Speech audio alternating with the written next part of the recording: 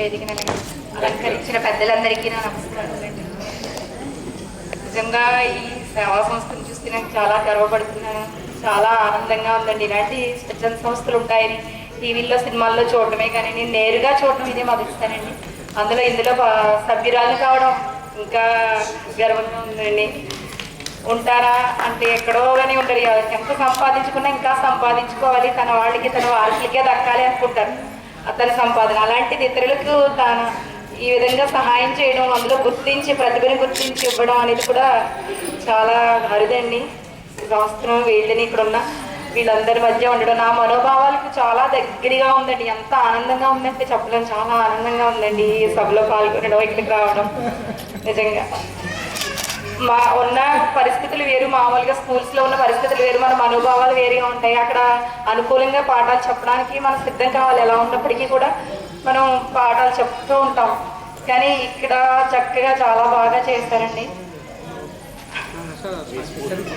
నా స్ఫూర్తి చెప్పాలంటే అందరిలాగా కాదండి. నాకు ఒక 6th 5th క్లాస్ వరకు నార్మల్గా చదువుకున్నాను నేను ఎలిమెంటరీ స్కూల్లోనే. 6th క్లాస్కి అందరితో బట్టి వెళ్తానంటే మా ఊళ్ళో ఒక చిన్న పల్లెటూరు అండి, చింతపల్లి అని. అక్కడ నుంచి మామిడాడు వెళ్ళాలి, ఒక 3-4 కిలోమీటర్స్ ఉంటుంది. ఆడపిల్లలు ఎవరు కూడా అప్పట్లో చదివేవారు కాదు. అయితే అందరూ కూడా ఎందుకు నీకు చదువు అవసరం, వద్దు చదివించొద్దు అని చెప్పేవారు. చిన్నప్పుడే మా మదర్ లేరండి, మా అక్క నన్ను చాలా ప్రేమగా పెంచారు, చాలా బాగా చదివించాలి అని. ఆమె అందరూ వద్దన్నా కూడా తనే బాగా చదివించాలి అని చెప్పి పట్టుబట్టి చదివించారు. ఆమె వచ్చారు ఈరోజు ఇంటికి.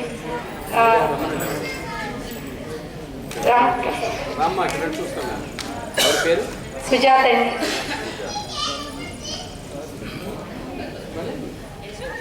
మదర్ లేకపోయినా మా కుటుంబంలో కూడా ఎవ్వరు కూడా చదువుకోలేదు. నేను అందరిలాగా ఎడ్యుకేషనల్ ఫ్యామిలీ కాదు. అయినప్పటికీ కూడా నేను రోజు స్కూల్లో కూడా మా పిల్లలకు అదే చెప్తాను, మీకు చదువుకున్న పరిస్థితులు ఉన్నాయి, చదువుకున్న వాళ్ళు ఉన్నారు, చుట్టుపక్కల ఉన్నారు, అయినప్పటికీ కూడా చదవట్లేదు. నాకు అనుకూల పరిస్థితులు లేనప్పటికీ కూడా నేను చదువుకున్నాను, అందువల్ల మీరు చదవాలి అని చెప్తాను. ఈమె మా అక్క అండి. చాలా నన్ను చిన్నప్పటి నుంచి తనే పెంచి తన జీవితాన్ని త్యాగం చేసి మరీ నన్ను పెంచి ఈ స్థితిలో ఉండడానికి కారణం ఆమె అండి. నిజంగా ఎంతమంది వద్దన్నా సరే తర్వాత ఇంటర్మీడియట్ తర్వాత కూడా మళ్ళీ ఆపేయమన్నారండి. వద్దు పెళ్లి చేసేద్దాం అది ఇది అంటే అప్పుడు నేను చదువుకుంటానని 2 రోజులు అన్నం తినకుండా ఏడుస్తూ కూర్చున్నానండి. అప్పుడు మళ్ళీ డిగ్రీ జాయిన్ చేస్తారు మా అక్క.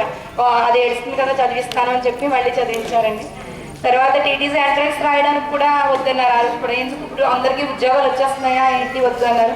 అప్పుడు కూడా ఇంకా తనే డబ్బులు ఇస్తే వెళ్ళి అప్లికేషన్ తెచ్చుకుని టీటీసీ ఎంట్రన్స్ రాశానండి.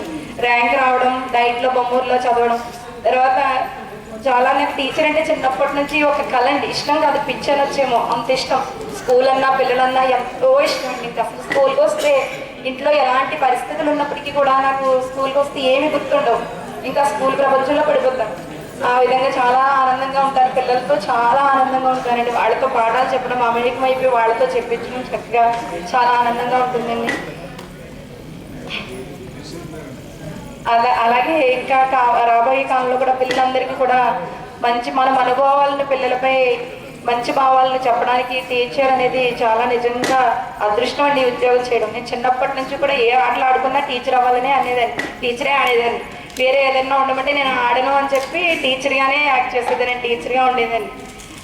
5th క్లాస్ వరకు నార్మల్గా చదివితే 6th క్లాస్లో ఒక పాఠం నన్ను ఇన్స్పిరేషన్ చేస్తుందండి. పట్టుదల ఉంటే కానిది లేదు అని తెలుగు పాఠంలో టెక్స్ట్ బుక్లో పాఠం ఉంది. ఒక బాబు ఢాకా వెళ్ళి చదువుకుంటాడు చాలా కష్టపడి అని. ఆ పాఠం నిజంగా నాకు చాలా ఇన్స్పిరేషన్ చేస్తుందండి. బాగా చదవాలి అని కోరిక ఆ పాఠం ద్వారా నేర్చుకున్నాను. తర్వాత 9th క్లాస్కి వచ్చేసరికి గీతా మేడం గారని ఒక మేడం గారిని చూసి టీచర్ అవ్వాలి అని అప్పుడే అనుకునేదాన్ని. కళ చెప్తుంటే నవ్వేవారు కూడా. ఏంటి నాకు కళ వచ్చింది రాత్రిని టీచర్ అయినట్టుగా ఉదయం చెప్పానండి. చెప్తే ఏంటి ఇప్పుడే కళ వచ్చేసిందా టీచర్ అయినట్టుగా అని నవ్వేవారు. నాకు అంత ఇష్టం అండి టీచర్ అంటే. ఇప్పటికీ కూడా ప్రతిరోజు స్కూల్కి వెళితే చాలా ఆనందంగా పిల్లలతో మమేకం అయిపోయి ఉంటాను.